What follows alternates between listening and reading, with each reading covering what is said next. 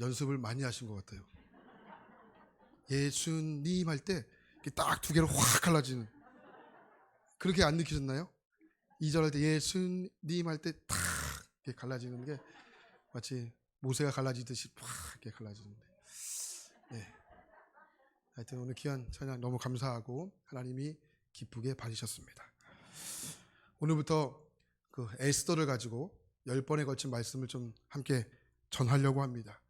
여러분 에스더를 통해서 큰 은혜 받으시고 또 도전하시고 결단하시고 또 힘 얻는 시간 되기를 축원합니다.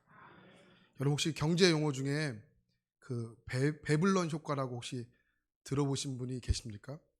이 배불런 효과가 있는데 화면에 보시면 이런 뜻이에요. 그러니까 가격이 오를수록 그러니까 수요가 줄어들지 않고 높아지는 현상, 이게 배불런 효과라는 겁니다. 우리가 지난 코로나19를 통해서 경기가 참 불황이지 않았습니까?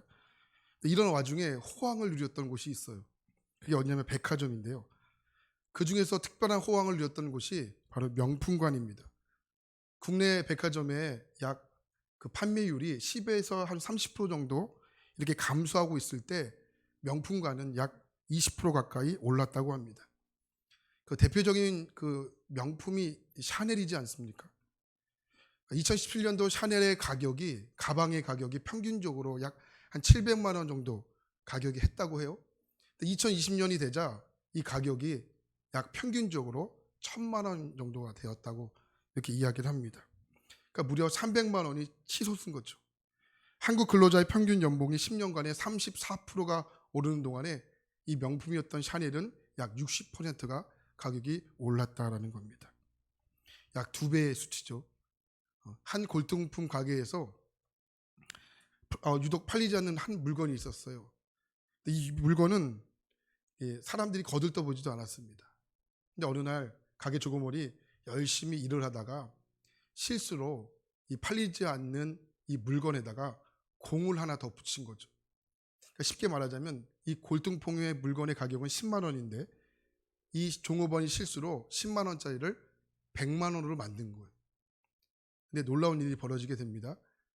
10만 원이 이때 팔리지 않았던 골동품이 100만 원이자 하루 만에 그 물건이 팔렸다라는 거죠. 그러니까 이런 기이한 현상이 바로 배불런 효과라는 겁니다. 근데 이 배불런 효과의 기반에 무엇이 있는지 아십니까? 바로 인간의 허영이 있습니다. 그러니까 허영이 무슨 뜻입니까? 국어사전을 보면 이렇게 정의하고 있어요. 자기의 지식이나 경제적인 능력, 분수에 어울리지 않게 겉만 화려하게 꾸민 것, 이렇게 되어 있어요. 그러니까 이것이 뭡니까? 허영이죠. 갈라디아서 6장 3절 말씀을 보면 이 말씀을 이렇게 표현하고 있어요. 어떤 사람이 아무것도 아니면서 무엇이나 된 것처럼 생각하고 행동하면 그는 자기를 속이는 것입니다. 그러니까 아무것도 아닌데 마치 내가 무엇이나 된 것처럼 행동하고 생각하는 이것이 무엇입니까? 허영이라는 겁니다. 근데 사람이 허영에 물들게 되면 사람들이요, 자기에 대해서 헛되거나 거짓되거나 이 과장된 이미지와 이 모습을 가지게 된다는 거예요. 사실 나는 아무것도 아닌데 마치 무엇인가 된 것처럼 행동하고 생각하는 이런 행동으로 바뀌게 된다는 거죠. 일종의 거품입니다. 빌립보서 2장 3절 말씀에 우리 주님이 뭐라고 말씀하시냐면 아무데든지 다툼이나 허영으로 하지 말고 오직 겸손한 마음으로 각각 자기보다 남을 낮게 여기고. 허영으로 하지 말라. 영어 성경 NLT라는 영어 성경을 보면 이 성경은 이렇게 말하고 있어요. 다른 사람에게 과장된 모습을 보이려고 하지 마라. 우리 예수님도 이것을 무섭게 경고하지 않았습니까? 마태복음 6장 1절 말씀 보면 사람에게 보이려고 그들 앞에서 너희의 의를 행하지 않도록 주의하여 그리하지 아니하면 하늘에 계신 너희 아버지께 상을 받지 못한다. 분명히 말씀하세요. 예수님 뭐라고 말씀하십니까? 사람에게 보이려고. 그러니까 자신의 내면에는 큰 관심이 없는 거죠. 다른 사람이 나를 어떻게 볼까? 또 어떻게 생각할까? 그러니까 여기에 지대한 관심을 갖고 있는 거죠. 근데 여러분, 이 허영이 왜 무서운지 아십니까? 이 허영이요, 우리 영적인 생활에도 참 많은 타격을 주기 때문에 그래요. 마태복음 6장 5절입니다. 또 너희는 기도할 때 외식하는 자와 같이 하지 말라. 그들은 사람에게 보이려고 회당과 큰 거리 어귀에 서서 기도하기를 좋아하느니라. 내가 진실로 너희에게 이르노니 그들은 자기의 상을 이미 받았느니라. 그리고 6절 말씀 보니까 그럴 때 너는 기도할 때 어떻게 하라는 거예요? 내 골방에 들어가 문을 닫고 은밀한 중에 계시는 내 하나님께 기도하라. 그러면서 말씀하시는 거예요. 은밀한 중에 계시는 내 아버지께서 갚으시리라. 여기에 기도에 두 가지 구도가 등장하지 않습니까? 첫 번째 구도는 뭐예요? 5절에 나오는 사람에게 보이려고 하는 기도. 또 하나의 기도는 뭡니까? 6절입니다. 은밀한 중에 보시는 하나님께 드리는 기도. 그러니까 저를 포함해서 여러분들 참 인간이 참 어리석지 않습니까? 우리가 볼 수 있는 것은 그 사람의 기도의 행위뿐이에요. 야, 저분 열심히 기도한다. 물론 뭐 나쁜 건 아니죠. 너무 훌륭하십니다. 야, 어쩜 기도를 저렇게 열심히 하시지? 그러니까 우리가 볼 수 있는 어떤 한계의 틀이 있다는 거예요. 그런데 하나님 어떠십니까? 이 두 가지의 기도의 구도를 하나님은 정확하게 아시는 분이시죠. 사람에게 보이려고 하는 기도인지 아니면 은밀한 중에 보시는 하나님께 드리는 기도인지를 하나님이 이 두 가지의 어떤 구도를 정확하게 또 꿰뚫어 보시는 분이십니다. 그렇기 때문에 여러분 허영이요. 나의 마음의 상태를, 내면의 상태를 정확하게 볼 수 있는 중요한 지표가 된다는 거예요. 그래서 사도 바울은 고린도후서 10장 18절에 우리에게 이렇게 조언하고 있습니다. 현대인의 성경에 보면 주님이 인정하시는 사람은 자기 자신을 칭찬하는 사람이 아니라 주님께서 칭찬해 주시는 사람입니다. 이 말씀을 본다면 어떻습니까? 그러니까 이미 허영으로 가득한 사람들은 이미 주님의 칭찬을 받지 못할 확률이 매우 높다는 거예요. 그렇기 때문에 우리가 힘써야 할 것은 무엇입니까? 허영으로 사는 것이 아니고 주님의 칭찬을 받기 위해 우리의 힘을 쏟아야 한다는 겁니다. 제가 왜 에스더를 시작하면서 여러분들에게 이런 내용으로 말씀을 시작하신지 아십니까? 바로 에스더가 우리에게 이와 같은 일들을 설명하는 성경이기 때문에 그렇습니다. 하나님 없이 사는 인생과 하나님으로 말미암아 사는 인생. 근데 우리가 에스더를 꼼꼼히 읽어보면 한 가지 중요한 것을 깨닫게 돼요. 그게 뭐냐면 에스더라는 성경 안에는 하나님이라는 단어가 한 번도 등장하지 않는다는 거예요. 성경에서 유일합니다. 그래서 우리가 잘 아는 종교개혁자 마틴 루터는 에스더서를 보고 이렇게 이야기합니다. 이 책이 우리에게 전수되지 않았으면 좋을 뻔했다. 이 무슨 말입니까? 성경에서 에스더를 빼야 한다는 말을 돌려서 한 것이 아닙니까? 또 다른 종교개혁자 칼빈은 나는 전생에서 에스더를 본문으로 선택해서 설교한 적이 단 한 차례도 없었다. 이렇게 혹평을 받았던 성경이 에스더라는 성경입니다. 이만큼 역사적으로 많은 순환을 당했던 성경이 바로 에스더라는 성경입니다. 근데 여러분 정말 그렇습니까? 여러분 제가 질문 하나 할까요? 어려운 질문 하나 드리겠습니다. 그럼 독도는 누구 땅입니까?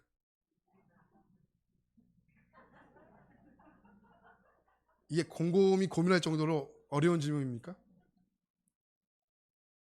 여기 우리가 굳이 말을 하지 않아도 이 독도는 누구 땅입니까? 우리 땅입니다. 이거 대한민국에 사는 사람이라면 이거는 고민할 부분은 아니죠. 저는 살면서 이 말을 마음속 깊이 늘 새기며 살고 있는 어떠한 글이 있습니다. 그거는 화면에 보시면 이런 말이에요. 하나님의 부재는 하나님의 임재의 전주이다라는 말이에요. 하나님의 부재는 하나님의 임재의 전주이다. 이 말을 저는 마음속 깊은 곳에 새기고 살고 있습니다. 여러분 우리의 인생이요 살아가는 삶이 이 싸움의 연속이지 않습니까? 하나님이 역사하지 않는 것 같습니다. 하나님 우리 집에 역사하지 않는 것 같습니다. 하나님이 우리의 기도에 역사하지 않는 것 같습니다. 하나님 내 삶을 들여다봐도 하나님은 보이지 않고 하나님은 들리지 않습니다. 하나님이 살아 계신다면 어떻게 나에게 이런 일이 있을 수 있을까? 여러분 이런 고민들을 다 해보며 지금까지 지내오지 않으셨습니까? 근데 어떠세요? 여러분 그 일 때문에 여러분 망하셨습니까? 여러분 그 일 때문에 여러분 다 죽으셨습니까? 그 일 때문에 망하고 여러분 그 일 때문에 죽으셨다면 여기 있는 분이 과연 누가 계시겠습니까? 그래도 여러분 그 시간의 믿음으로 버텼습니다. 비록 손에 잡힌 건 없죠. 심지어 귀에 들리는 건 없습니다. 그런데 그럼에도 불구하고 우리가 하나님 앞에 나왔습니다. 그랬더니 어떻게 되었습니까? 하나님의 부재를 하나님의 임재의 공간으로 만드신 분들이 바로 저와 여러분들 아니겠습니까? 무슨 말이에요? 우리의 삶에 있어서 하나님의 부재가 단 한순간도 없었다는 거예요. 오늘 목사님께서 설교 듣다가 오늘 설교와 맞아서 이건 예화를 좀 써야 되겠다 생각을 해서 좀 말씀드립니다. 오늘 목사님께서 일산에 있는 암센터로 이렇게 신방을 가신 거예요. 근데 신방을 가면 대충 우리가 분위기를 다 알지 않습니까? 이 사람이 신방을 원하시는지 아니면 신방을 원하지 않는지. 그래서 암센터에 이렇게 신방을 갔는데 병실에 누워있는 환자분께서 목사님이 이렇게 들어오시는데 눈을 확 돌리시는 거예요. 보지 않으시고 눈을 질끔 감으십니다. 물론 그분께서 신앙생활을 하지 않는 분이셨지만 환자의 얼굴을 보니까 신방 가신 목사님께서 그 얼굴에 이렇게 써 있다고 하세요. 똥꼬집 이렇게 써 있대요. 근데 그분 앞에서 무슨 찬송을 불러야 할지, 어떤 말씀을, 어떤 성경을 말씀드려야 할지를 지금까지 목회를 하면서 이렇게 캄캄한 적이 단 한순간도 없었다는 거예요. 아마 여러분 중에는 이렇게 생각하는 분들도 있을 것 같아요. 다 같은 찬송인데 아무 찬송이나 부르면 되지. 여러분 절대 그러지 않습니다. 여러분 지금 대신방을 준비하고 있지 않습니까? 네. 여러분 아무 찬송가나 부르는 것 같지만 여러분 그렇지 않습니다. 또 고민하고 부르는 찬송가가 여러분 신방 받을 때 함께 부르는 찬송가입니다. 그러나 그날따라 찬송은 생각나지 않고 뒤에는 땀이 줄줄 흐르고 도무지 어떠한 생각도 나지 않는 거예요. 그래서 하나님께 눈을 감고 기도했다고 합니다. 하나님 도와주셔야 할 것 같습니다. 하나님 도와주셔야 할 것 같습니다. 근데 갑자기 그분의 내리 속에 하나의 노래가 탁 스쳐 지나가는 거예요. 그 노래는 바로 이 노래입니다. 화면에 보시면 그 노래가 바로 이 노래입니다. 바로 하숙생이라는 노래예요. 여러분 물을게요. 하숙생은 찬송가 몇 장입니까? 이건 찬송가가 아니죠. 목사가 신방을 갔는데 제정신이 아니라면 신방 간 자리에서 가요를 부르는 목사가 세상에 어디 있겠습니까? 그런데 이 목사님이 기도해도 하나님이 하숙생이라는 노래가 이 내리 속에 지나가지가 않는 거예요. 왜 하숙생이 생각이 날까? 한참은 고민하다가 에라 모르겠다. 그리고 환자 앞에서 이 노래를 부른 거예요. 인생은 나그네 길. 이 노래를 부르는데 이게 놀라운 일이 벌어집니다. 환자분 오른쪽 눈에서 갑자기 눈물이 툭 하고 떨어지는 거예요. 그래서 깜짝 놀랐어요, 이 목사님. 그래서 성경을 피기 시작합니다. 그게 베드로전서 2장 11절 말씀인데 말씀을 피고 이렇게 읽어줬어요. 사랑하는 자들아, 거름인가 나그네 같은 너희를 권하노니 영혼을 거스르려 싸우는 육체의 정욕을 제어하라. 이게 뭐예요? 인생을 무엇으로 비유하고 있습니까? 나그네로 비유하고 있는 거예요. 그러니까 이 말씀을 읽어준 거예요. 그랬더니 그 딱딱했던 똥고집을 가졌던 이 환자분의 마음이 점점점 움직이는 것을 경험하게 된 거예요. 그래서 이때다 싶어 복음을 전하기 시작했어요. 그랬더니 그분의 얼굴에 화색이 돌기를 시작을 합니다. 이렇게 신방을 끝난 거예요. 근데 그분의 딸이 오셔서 그 목사님에게 이렇게 이야기를 해주었다는 거예요. 목사님, 이 노래는 우리 아버지가 제일 좋아하는 18번이었습니다. 그리고 신방이 끝나고 목사님 마음에 오늘은 그냥 신방을 끝내면 안 되겠다. 그래서 따님에게 빨리 가서 대접에다가 물을 떠와라. 내가 오늘은 그냥 신방을 끝내지 않고 아버님에게 세례를 주고 가야 되겠다. 이 마음이 하나님 주셨던 마음인 것 같아요. 그래서 세례를 주시고 어떤 종이에다가 이런 글을 쓰고 신방을 마쳤다고 합니다. 인생은 나그네 길. 한번 같이 불러볼까요? 인생은 나그네 길. 여러분, 하나님의 역사를 한번 보십시오. 하나님이 개입하시지 않는 곳이 없는 거예요. 그러니까 구석구석 하나님의 손길이 다 닿아 있다는 거죠. 우리가 죄를 짓는 곳이 아니라면 그것이 결국 하나님의 임재의 현장이 되는 곳입니다. 오늘 에스더 안에는 하나님이라는 표현이 없습니다. 등장하지 않습니다. 그러나 에스더 안에는 하나님 아니고서는 설명할 수 없는 무수히 많은 장면과 내용들이 그 성경 안에는 기록이 되어 있습니다. 에스더 4장 14절입니다. 이때 내가 만일 잠잠하여 말이 없으면 유다인은 다른 데로 말미암아 노임과 구원을 얻으려니와 너와 내 아버지 집은 멸망하리라. 내가 왕후의 자리를 얻는 것이 이때를 위함이 아닌지 누가 알겠느냐 하니. 이 말씀이요, 에스더의 핵심이 되는 말씀입니다. 사촌 오빠인 모르드게가 에스더에게 했던 말이에요. 이렇게 말해요. 유다인이 다른 데로 말미암아 노임과 구원을 얻으려니와. 이게 무슨 말입니까? 유대인들이 구원을 어떻게 된다는 말씀입니까? 안 된다는 말씀입니까? 된다는 말씀입니까? 된다는 말씀인 거예요. 그러니까 유다인들의 구원이요, 에스더의 태도에 따라서 되는 것이 아니었다는 거예요. 그런데 모르드게가 이렇게 이야기합니다. 에스더, 네가 왕후의 자리를 얻는 것이 이때를 위함이 아닌지 누가 알겠느냐. 이 대제국이었던 페르시아의 왕후가 된 것이 바로 우리 민족이었던 유대인들을 구원하기 위해 하나님이 너를 택하시고 바로 이때를 위해서 너에게 주신 것이 아닌지를 누가 알겠느냐. 바로 이 말입니다. 그럼 유대인들의 구원은 누구의 계획입니까? 에스더의 계획이에요? 아니죠. 하나님의 계획입니다. 그러니까 성경의 모든 초점은 이 하나님의 구속사적인 역사에 모든 초점이 맞춰져 있는 거예요. 심지어 한 제국의 흥망성쇠도 마찬가지죠. 그럼 여러분, 나에게 일어나는 일은 어떨까요? 여러분들에게 일어나는 일들은 어떻겠습니까?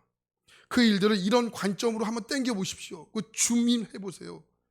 나에게 일어나는 여러 가지 일들이요, 하나님의 계획 밖에 있는 일이 없다는 것은 우리 인정할 수밖에 없는 거죠. 에스더 안에는 하나님의 단어가 직접적으로 표현하지 않습니다. 그러나 어떻습니까? 이야기의 흐름 속에서 문장과 문장 사이에서 누구의 숨결과 누구의 의도가 감추어져 있는 겁니까? 하나님의 숨결과 하나님의 의도가 그 문장과 이야기의 흐름 속에서 감추어져 있다는 것을 우리는 에스더를 통해서 보게 될 것입니다. 조금 더 구체적으로 에스더를 좀 살펴보려고 하는데, 이 에스더를 우리가 정확히 알기 위해서는 우리 역사적인 것을 잠깐 아셔야 되는데 아주 짧게 설명해 드리겠습니다. 구약의 이스라엘 역사를 보면 남유다가 바벨론에 멸망을 당합니다. 세 차례 포로로 잡혀가게 됩니다. BC 605년, 597년, 586년. 그러니까 여러분들이 아시는 다니엘은 BC 605년 1차에 잡혀가게 됩니다. 에스라는 2차에 잡혀가게 되는 거예요. 3차에 걸쳐서 포로로 끌려가는 비극적인 역사를 맞이하게 됩니다. 근데 그 후에 어떤 일이 벌어지게 됩니까? 바벨론이 페르시아의 나라에 멸망을 당하게 돼요. 이때 왕이 고레스 왕입니다. 근데 고레스 왕은 정책이 뭔가 유하합니다. 포로로 끌려왔던 이스라엘 백성들에게 자유를 공포해요. 너희가 여기에 살든지 아니면 조국으로 가든지 아니면 다른 나라에 가서 이민자로 살든지 너희들이 마음껏 선택을 해라. 이스라엘 백성들에게 자유를 공포하기를 시작을 합니다. 그래서 이스라엘 백성들이 포로에서 다시 귀환을 하게 돼요. 수르바벨을 통하여 또 에스라를 통하여 1차와 2차에 걸쳐서 나중에 느헤미야를 통하여 3차적으로 귀환을 하게 되죠. 3차는 나중의 이야기고 1차와 2차에 걸쳐서 이스라엘 백성들이 귀국하게 됩니다. 그런데 에스더는 어떤 이야기냐면 1차와 2차 사이에 있었던, 다시 말하면 페르시아의 조국으로 돌아오지 않고 거기에 남아 있었던 사람들의 이야기가 바로 에스더서의 이야기라는 겁니다. 여러분 머릿속에 이것을 감지하시고 오늘 말씀을 들으셔야 말씀을 좀 이해될 수 있을 것 같습니다. 그래서 얼핏 보면 에스더는요, 그냥 평범한 이야기처럼 보일 수 있어요. 그냥 고대의 왕실의 이야기처럼 보일 수 있지만 아닙니다. 에스더서를 읽어보면 손에 땀이 날 정도로 긴장감과 박진감이 매우 넘치는 성경이라고 볼 수 있는 거죠. 그런 의미에서 1절 말씀 볼까요? 자, 그런 의미에서 오늘 말씀 1절을 한번 읽어보도록 하겠습니다. 시작. 이 일은 아하수에로 왕 때에 있었던 일이니 아하수에로는 인도로부터 구스까지 127지방을 다스리는 왕이라. 1절 보면은 상징적인 표현이 등장해요. 인도로부터 구스까지. 우리나라도 그런 말을 쓰지 않습니까? 한라에서 백두까지.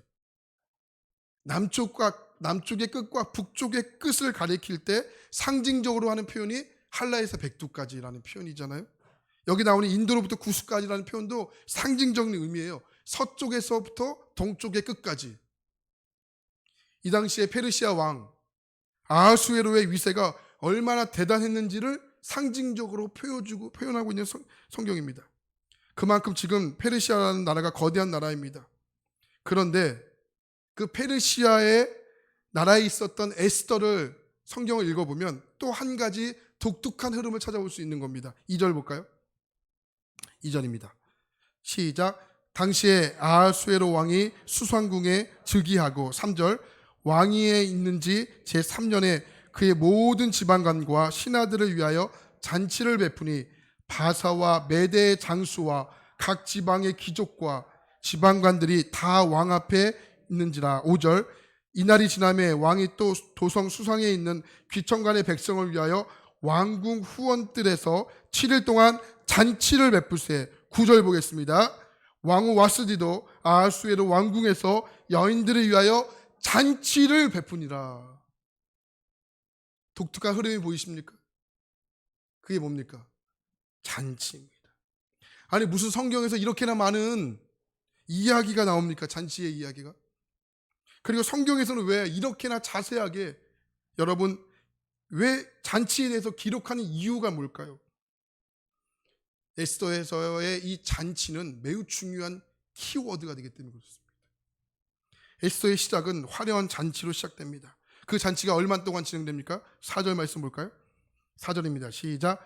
왕이 여러 날 곧 180일 동안에 그의 영화로운 나라의 부함과 위엄의 혁혁함을 나타내리라. 180일이에요. 자그만치 6개월입니다. 6개월 동안 궁궐에 모여 잔치를 벌인 거예요. 이게 제정신입니까? 아무리 거대한 나라라고 하지만 어떻게 매일같이 먹고 마시고 취하고 싸고 하는 잔치를 6개월 동안 할 수 있겠습니까? 여러분 돌잔치 하루만 해도 힘들죠. 실수는 하루만 해도 힘들지 않습니까? 결혼식을 6개월 동안 매일같이 한다고 생각을 해보십시오. 그럼 소는 누가 키웁니까? 소는 누가 키워야 되는 겁니까? 6개월 동안 잔치라고 있는 이 모습. 근데 아하수에로 왕은 왜 이렇게 잔치에 집착하고 있는 것입니까? 그리고 왜 성경은 의도적으로 이 잔치라는 키워드를 왜 상세하게 기록하고 있는 겁니까? 이게 바로 초반에 말씀드렸던 이 베블론 효과 때문 아니겠습니까? 인간이 가지고 있는 이 허영심. 그런데 왜 우리에게 이게 문제가 되는지 아십니까? 오늘 우리에게도 이러한 베블론 효과가 우리에게도 동일하게 작동할 수 있기 때문에 그렇습니다. 사실 인간이 그래요. 골방보다는 큰 거리를 좋아하죠. 소박함보다는 화려함을 추구합니다. 누가 여기서 나는 아닙니다 자신 있게 대답할 수 있겠습니까? 그런데 인간이 베푼 잔치의 특징이 무엇입니까? 4절 말씀 다시 한번 보십시오. 4절입니다. 왕이 여러 날 곧 180일 동안에 그의 영화로운 나라의 부함과 위엄의 혁혁함을 나타내니라. 근데 쉬운 성경을 보면 오늘 말씀을 좀 더 확실히 알 수 있는데 자기 왕국이 지닌 영화로운 부여와 찬란한 위엄을 어떻게 해요? 과시하였다. 잔치는 여러 날 동안 무려 180일이나 계속되었다. 무슨 말이에요? 이 아하수에로 왕이 지금 180일 동안 잔치를 벌이면서 자신이 많은 사람들 앞에서 부여와 찬란한 위엄을 과시하기 위한 목적으로 180일 동안 잔치를 끊임없이 벌어졌다는 겁니다. 그 잔치가 얼마나 화려했는지가 6절과 7절 말씀에 나와 있는데 6절과 7절입니다. 시작. 백색, 녹색, 청색 휘장을 가는 배줄로 대리석 기둥 은고리에 메고 금과 은으로 만든 걸상을 화반석, 백석, 음모석, 흑석을 깐 땅에 진설하고 금잔으로 마시게 하니 잔의 모양이 각기 다르고 왕이 풍부하였으므로 어주가 한이 없으며. 그러니까 있는 것만으로도 여러분 배가 부를 지경입니다. 근데 여러분 다니엘서를 보면 이 말씀과 똑같은 말씀이 기록되어 있어요. 다니엘 3장 1절입니다. 느부갓네살 왕이 금으로 신상을 만들었으니 높이는 60규빗이요 너비가 6규빗이라. 그것을 바벨론 지방에 두라. 평지에 세웠더라. 높이가 60규빗이고 너비가 6규빗이다. 의도적으로 표현하는 거예요. 의도적으로. 왜 이렇게 화려하고 어마어마한 크기입니까? 이게 바로 배불론 효과 때문에 그렇습니다. 결국 이런 것들이 뭡니까? 하나님 없이 사는 인간들이 주장하는 이 잔치의 매우 강력한 특징이라는 거예요. 근데 여러분 잘 보십시오. 잔치라는 흐름 속에서 하나님이라는 이 단어가 등장하지 않고 있지만 그 속에는 우리가 하나님의 숨겨져 있는 숨결과 의도를 발견할 수 있는 겁니다. 에스더가요, 화려한 잔치로 시작하고 있지 않습니까? 근데 에스더의 마지막은 또 다른 잔치로 마무리가 되는 거예요. 9장 17절 말씀. 아달월 13일에 그 일을 행하였고 14일에 쉬며 그날에 잔치를 베풀어 즐겼고. 에스더의 시작은 화려한 인간의 잔치로 시작이 되지만 에스더의 마지막도 잔치의 베품으로서 잔치의 마지막을 쓰고 있다는 겁니다. 그런데 1장에 나오는 잔치와 9장에 나오는 잔치가요, 완전히 다른 잔치입니다. 1장에 나오는 잔치는 인간의 과시와 배불런 효과로 이래서 파생되는 이 허영심으로 시작된 잔치였지만 9장의 잔치는 어떠한 잔치입니까? 수상궁에 남아있었던 이스라엘 백성들이 하나님의 구원에 감격하여 하나님께 드려지는 하나님의 잔치였다는 거예요. 무슨 말씀이에요? 에스더서에서는 세상의 권력자들이 주관하는 인간의 잔치와 하나님께서 주관하시는 이 영광스럽고 감격스러운 영적인 잔치를 의도적으로 비교하고 있는 거예요. 그리고 에스더서를 보는 우리에게 의도적으로 이런 질문을 하고 있는 거죠. 너는 1장에 나오는 인간의 잔치와 9장에 나오는 하나님의 잔치 중에 어떤 잔치를 선택하고 어떤 잔치를 추구하고 어떤 잔치로 기뻐할 것인가? 하나님이라는 단어는 등장하지 않지만 이야기의 흐름 속에서 또 문장과 문장 사이에서 이 질문을 의도적으로 하는 성경이 바로 에스더라는 성경인 것입니다. 그렇다면 그렇게 화려하게 시작했던 인간의 잔치의 마무리는 어떻게 되고 있습니까? 12절 말씀 볼까요? 12절입니다. 한번 큰 목소리 같이 읽도록 하겠습니다. 시작. 그러나 왕이 진노하여 마음속이 불붙는 듯 하더라. 대단하게 화려하게 시작했던 왕의 잔치가 어떻게 마무리되고 있습니까? 왕이 진노하여 마음에 이 불같은 분노가 마음속에서 치밀어 오르면서 인간의 잔치가 끝이 나고 있는 거예요. 왜 그렇습니까? 여러분, 인간이 과시가, 인간이 허영이 크면 클수록 우리에게 남는 게 뭔지 아십니까? 그게 분노라는 거예요. 왜 그렇습니까? 우리의 인생이 허무하기 때문에 그래요. 결국 그 인생의 허무함만 남는다면 그의 인생이 아무리 화려한 잔치라 할지라도, 아무리 대단한 잔치라고 할지라도 어떻게 그 잔치를 보고 아름답다 라고 이야기할 수가 있겠습니까? 그런데 인간의 잔치가 11절과 12절에서 이렇게 허무하게 끝난 것 같지만 바로 이때 하나님의 역사가 시작되고 있다는 사실을 아십니까? 그것이 무엇입니까? 왕후 와스디가 왕의 명령을 거부합니다. 아하수에르 왕과 왕후 와스디의 갈등으로 인해서 왕후였던 와스디가 왕후의 자리에서 폐위가 됩니다. 한 사람의 거절을 통해서. 누구의 거절입니까? 세상의 절대적인 존재를 향한 과감한 거절. 바로 그 거절함을 통하여 무엇이 시작이 됩니까? 하나님의 구원의 역사가 시작이 됩니다. 그거 어떻게 알 수 있습니까? 이때로부터 누가 등장합니까? 에스더가 등장을 하는 거예요. 에스더가 등장합니다. 에스더에는 하나님이라는 단어가 한 차례도 등장하지 않습니다. 그러나 이제부터 여러분들은 눈에 보이지 않는 하나님의 숨결을 보게 될 것입니다. 비록 하나님이라는 단어는 보이지 않지만 하나님의 일하심을 이야기의 흐름 속에서, 문장과 문장 속에서 저와 여러분들은 10주에 걸쳐서 보게 될 것입니다. 그렇기 때문에 바로 우리는 에스더를 보면서 보이지는 않지만 우리의 인생을 주관하시는 하나님의 손길을 만날 수 있어야 하는 겁니다. 이것이 에스더에 담겨져 있는 하나님의 은혜인 것입니다. 여러분, 이런 의미에서 여러분들에게 이렇게 묻고 싶어요. 하나님이 여러분의 인생 속에서 매번 매 순간 선명하고 뚜렷하게 여러분 인생 가운데 보이셨습니까? 매번 하나님이 뚜렷하게 보이셨습니까? 그런데 하나님이 여러분 인생 가운데 매 순간 선명하고도 뚜렷하게 보이지 않더라도 여러분, 이것을 하나님의 부재라고 이야기할 수 있겠습니까? 근데 우리는 왜 하나님의 부재 속에 하나님의 임재를 왜 느끼지 못하는 것입니까? 주여 기도하면서도 골리앗이 오면 36개 주랭량을 치고 아하수에로 왕이 펼쳤던 잔치가 부러워 그것을 쫓아가는 삶이 어쩌면 우리의 삶이 아니었습니까? 그러나 내가 알지 못한다 할지라도 하나님은 단 한 차례도 우리의 인생 속에 부재하신 사실이 없었다라는 겁니다.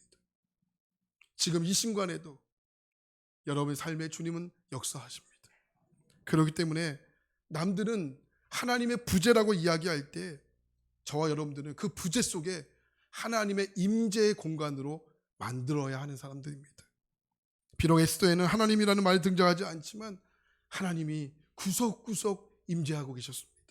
하나님의 귀한 여러분, 우리는 앞으로 10번에 거쳐서 바로 이 에스더에 담겨져 있는 하나님의 손길과 숨은 의도를 발견하게 될 것입니다. 그러나 그것을 보기 위해서는 우리에게 필요한 것은 믿음이라는 겁니다. 믿음의 눈을 열어보셔야 됩니다. 그리고 여러분 인생 가운데 어떠한 어려움과 낙심하는 일 가운데 그때 여러분 우리에게 발휘할 수 있는 것은 바로 믿음인 것입니다. 여러분, 믿음으로 당당하게 서시기 축복합니다. 하나님 여러분 인생 가운데 부재하신 일이 없다는 것을 여러분 기억할 수 있길 축복합니다. 내일 일은 우리는 잘 모릅니다. 여러분, 내일 일은 여러분 하나님의 부재입니다. 왜 그렇습니까? 우리는 내일을 알지 못하기 때문에 그렇습니다. 여러분 아시지 않습니까? 내일을 우리가 살아보지 않았기 때문에 하나님의 부재라고 이야기하지만 다 여러분들이 그 주인공 아닙니까? 내일도 하나님은 임재하시고라는 거. 네. 여러분, 그런 믿음으로 여러분 삶 가운데 승리하시고 하나님 내 삶 가운데 임재하신다. 이런 믿음으로 여러분 한 주간도 또 여러분 인생 가운데도 승리하는 저와 여러분 되기를 축원합니다. 우리 그런 의미에서 함께 찬양하고 기도하고 싶습니다. 우리 내일일은 난 몰라요 이 찬양인데요. 우리 말씀을 기억하면서 여러분 이 찬양을 기억하시면서 하나님의 부재를 하나님의 임재로 만드시는 저와 여러분들에게 축복합니다. 우리 함께 찬양하겠습니다.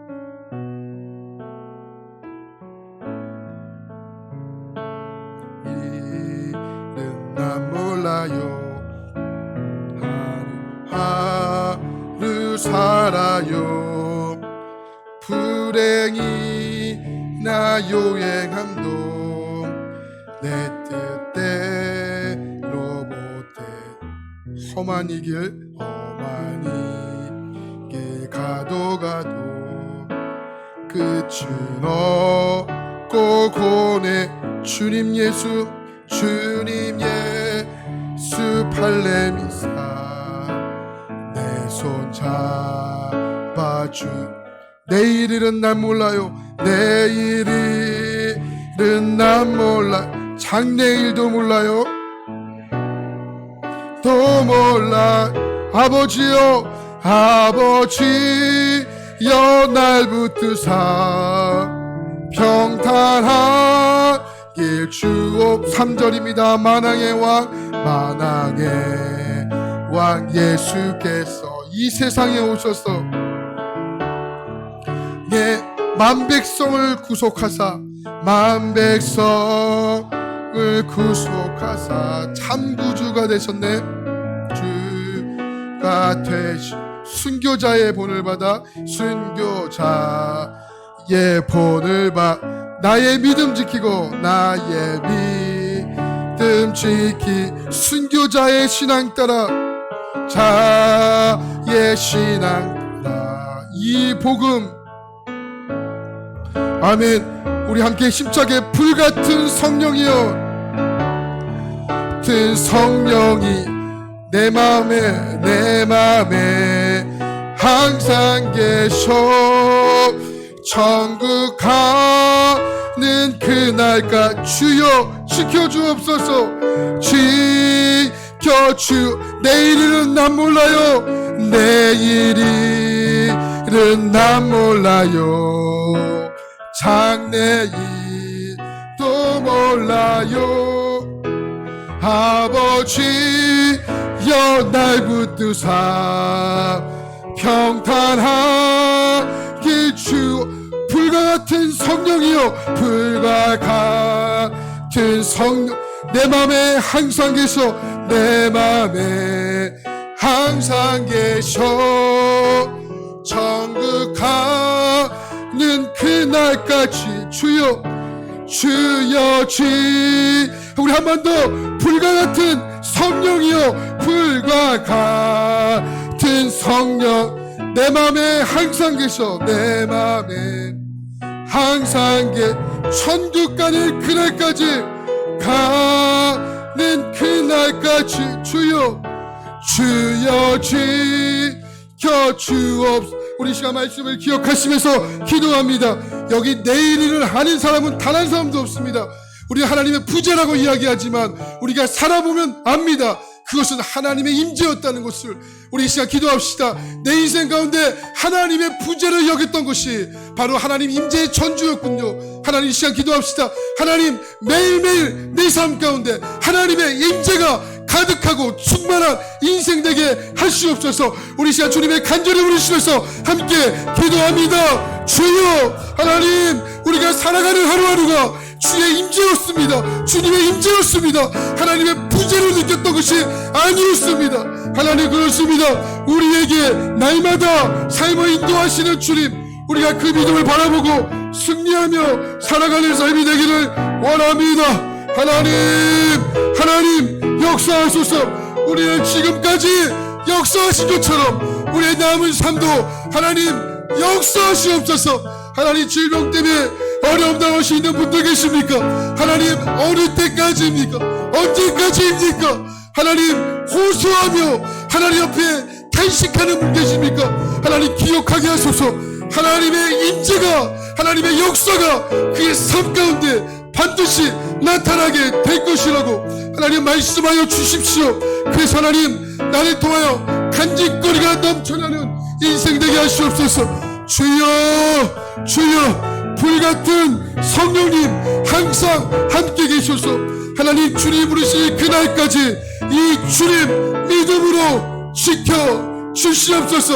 할렐루야. 주님 역사하실 줄 믿습니다. 하나님 불과 같은 성령이여 내 맘에 항상 계셔 천국 가는 그날까지 주여 하나님의 부재를 하나님 임재로 바꾸신 여러분 성령이여 불과 같은 성령이여 아멘 내 맘에 항상 계셔 천국 가는 그날까지 주여 우리 마지막으로 이 찬양 간절함으로 부르겠습니다. 불과 같은 성령이여 내 맘에 항상 계셔 천국 가는 그날까지 주여 지켜 주옵소서. 불과 같은 성령이여 내 맘에 항상 계셔 천국 가는 그날까지 주여 지켜 지켜 주옵소서. 하나님, 우리 가운데 내일 일을 하는 인생 없습니다. 살아보지 않았기 때문이죠. 그것을 어떻게 하나님의 부재라고 이야기할 수 있겠습니까? 하나님, 오늘 우리의 삶을 통하여 하나님의 부재가 아니었다는 것을 경험하게 하시옵소서. 에스더를 함께 살펴보게 될 것입니다. 하나님, 에스더에는 하나님이라는 단어가 단 한 차례도 등장하지 않습니다. 그러나 우리는 믿음의 눈을 열고 그것을 봐야 합니다.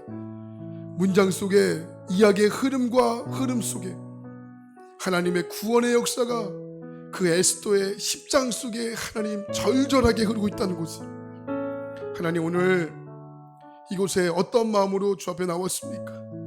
어떤 기대감 없이 습관과 타성에 젖어 그냥 시간 됐으니 가야 한다는 하나님 그런 발걸음으로 하나님 온 것도 너무나 귀하지만, 그러나 하나님, 우리가 타성에 젖지 않기를 원하고 하나님 형식에 젖지 않기를 원합니다. 하나님, 역사하여 주시옵소서. 하나님, 대신방 중에 있습니다. 하나님, 대신방을 받는 곳곳의 가정 가운데 하나님, 하나님의 역사가 물붓듯이 부어주셔서 함께 속자님과 속도원님과 지학정님들이 함께 가서 그 영혼을 위해서 함께 같은 마음으로 기도할 때 하나님의 역사가 하나님 임재하는 하나님 그런 대신방이 될 수 있도록 하나님 자정하여 주시옵소서. 하나님, 역사하실 주님을 찬양합니다. 우리를 통하여 영광 받기를 원하신 하나님, 하나님의 부재를 하나님의 임재의 공간으로 만든 사람이 여기 있습니다. 우리를 통하여 하나님의 이름이 높아지고 하나님의 역사가 가득한 인생들이 되도록 주님 함께하여 주시옵소서. 주님께 모든 영광 올려드리며 찬양과 감사를 드리며 살아계시고 지금도 역사하시는 우리 구주 예수 그리스도의 이름으로 간절히 기도합니다. 아멘. 우리 살아계신 주님께 뜨거운 박수 영광 올려드립니다.